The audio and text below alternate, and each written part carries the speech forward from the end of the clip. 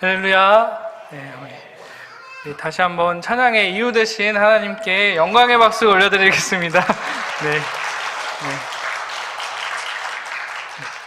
제가 방금 전까지 그 새롭게 옮긴 비전센터 5층에서 청년부 예배를 드리자마자 불이 나게 달려왔습니다. 그래서 아까 담임 목사님께서 시간에 제약 없이 예배를 드리자 했는데 저는 이제 공간에 제약 없이 저쪽에서 예배 드렸다가 이쪽으로 왔습니다. 이 오후 예배 시간이 날로 차고 넘쳐나기를 간절히 소망합니다. 특별히 오늘은 진급 및 교사 헌신 예배로 드려집니다. 이 시간 진급하는 그 친구들 그리고 교사로 헌신하기로 다짐하면서 임명받는 우리 선생님들의 그 앞날과 올 한 해 주실 그 은혜가 차고 넘치기를 간절히 소망합니다. 그런 의미에서 우리 가슴에 손을 얹고 이렇게 함께 고백했으면 좋겠습니다. 나는 예배자입니다. 또 함께 이렇게 고백하겠습니다. 나는 교사입니다. 네, 장로님 다 들으셨죠? 여기 수많은 교사가 포진되어 있습니다.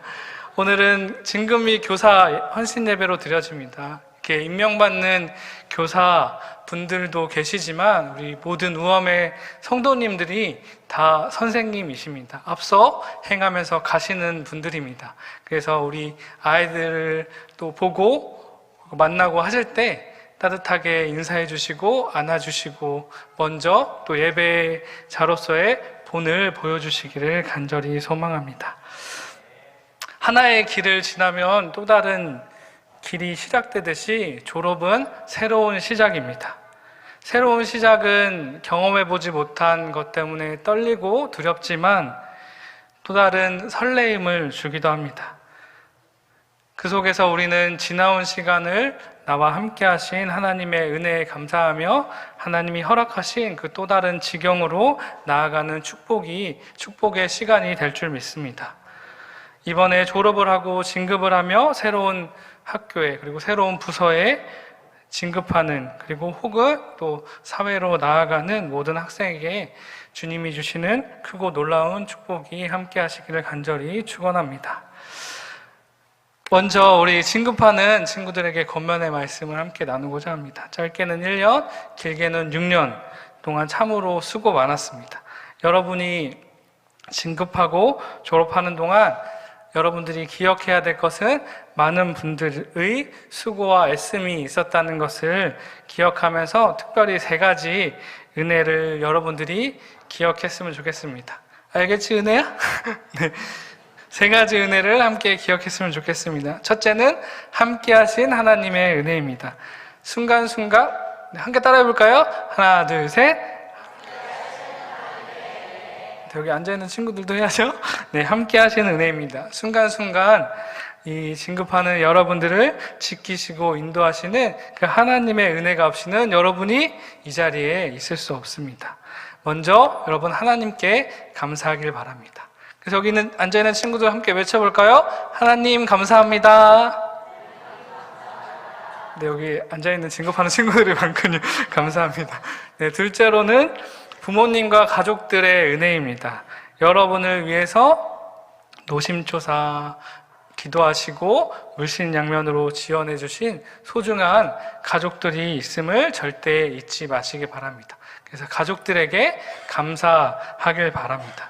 그리고 셋째로 전도사님과 선생님들 그리고 우암의 모든 선생님들, 성도님들의 은혜입니다. 매주일 여러분과 함께 예배드리고 귀한 말씀을 전해주시는 전도사님 그리고 사랑으로 여러분을 지도하시는 선생님들과 여러분을 위해 기도하시는 수많은 이 우암의 성도들을 잊지 마시기 바랍니다. 특별히 각 부서 선생님들 어떤 대가를 받고 여러분들을 위해 수고하고 헌신하시는 분들이 아닙니다.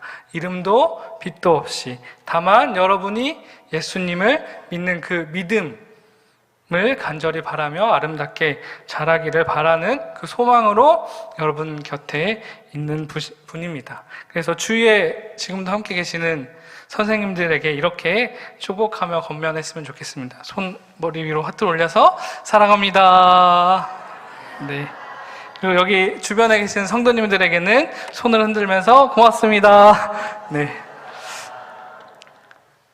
저는 간절히 소망합니다. 여러분의 마음에 하나님을 향한, 그리고 가족을 향한, 여러분을 위해 애쓴 모든 분들을 향한 감사가 있을 때 하나님이 기뻐하시고 또 다른 감사로 여러분들의 진급하는 여러분들의 인생을 채워주실 줄 믿습니다.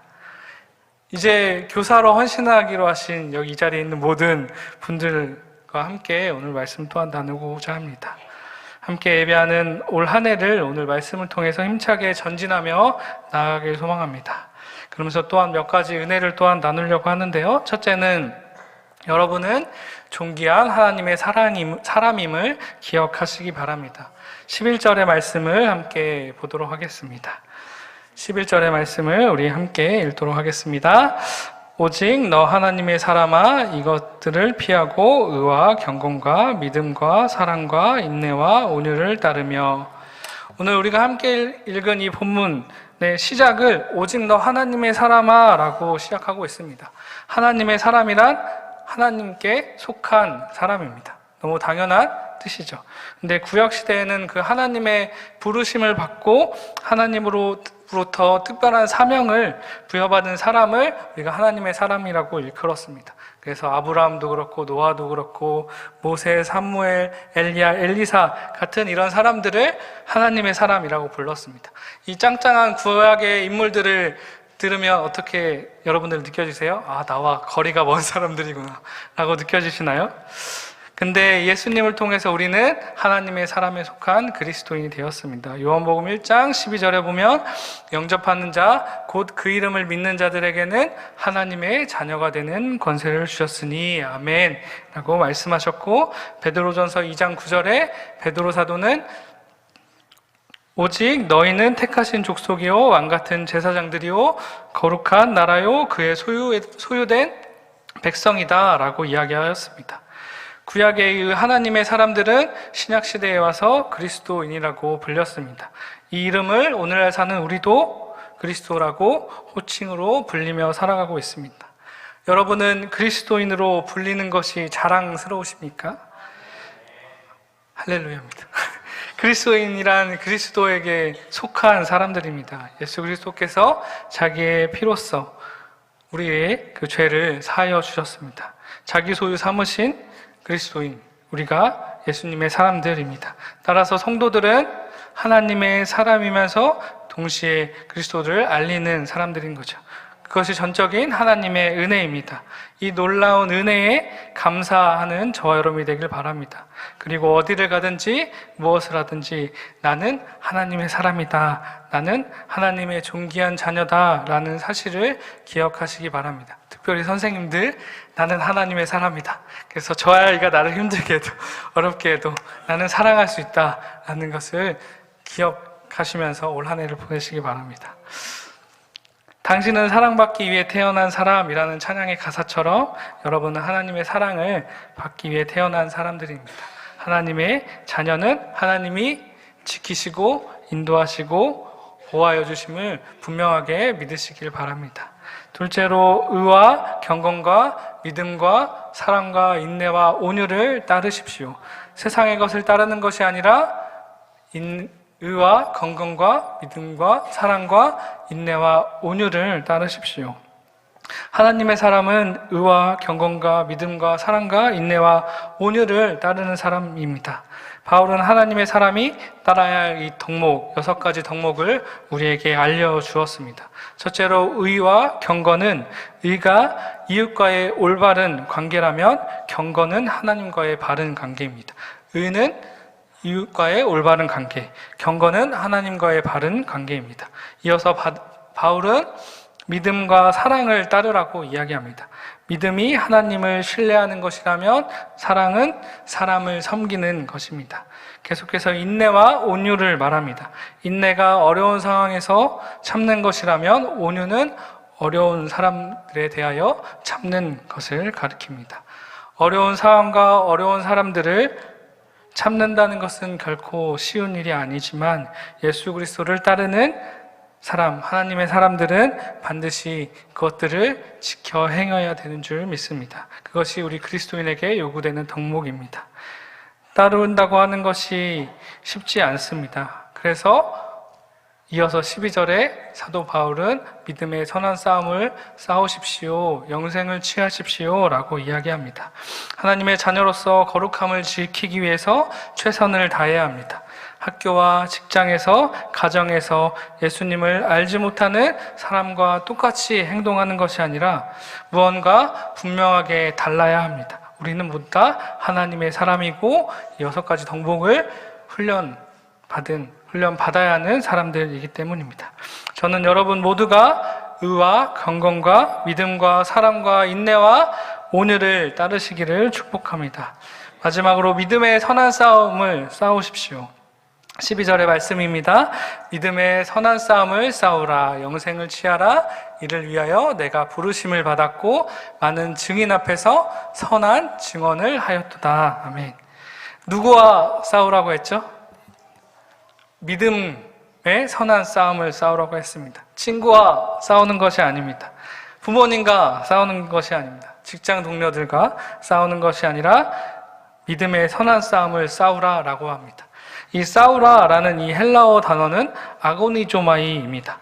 이것은 시간을 보낸다라는 뜻인 아고에서 유래된 말입니다. 즉 믿음의 선한 싸움을 싸우라는 것은 믿음을 위해 자기의 생애의 시간을 드린다라는 것입니다. 시간을 하나님께 드린다라는 것이요. 바울은 특히 하나님의 사람은 이 싸움이 선한 싸움임을 강조하고 있습니다. 하나님의 사람인 우리도 그 부르심에 순종하며 진리를 위한 선한 싸움을 계속 싸워야 합니다. 믿음을 지키기 위해서 영적 싸움을 끊임없이 할 수밖에 없는 것입니다. 하나님이 우리와 함께 하시기에 우리는 그 싸움 끝에 승리할 줄 믿습니다. 그래서 많은 사람 앞에서 증인된 삶을, 선한 증언을 할 수 있도록 하나님이 우리를 귀한 주님의 도구로 사용하십니다. 말씀을 마무리합니다. 이 자리에 모인 우리가 올 한 해 3가지를 꼭 기억하며 나아갔으면 좋겠습니다. 먼저는 내가 존귀한 하나님의 사람임을 기억하십시오. 다음에는 세상의 욕망을 따라 사는 삶이 아니라 의와 경건과 믿음과 사랑과 인내와 온유를 따르십시오. 그리고 마지막으로 믿음의 선한 싸움을 싸우며 많은 사람에게 복음을 증언하는 삶을 사는 복된 우리의 삶, 그리고 올 한 해가 되기를 주님의 이름으로 간절히 축원합니다.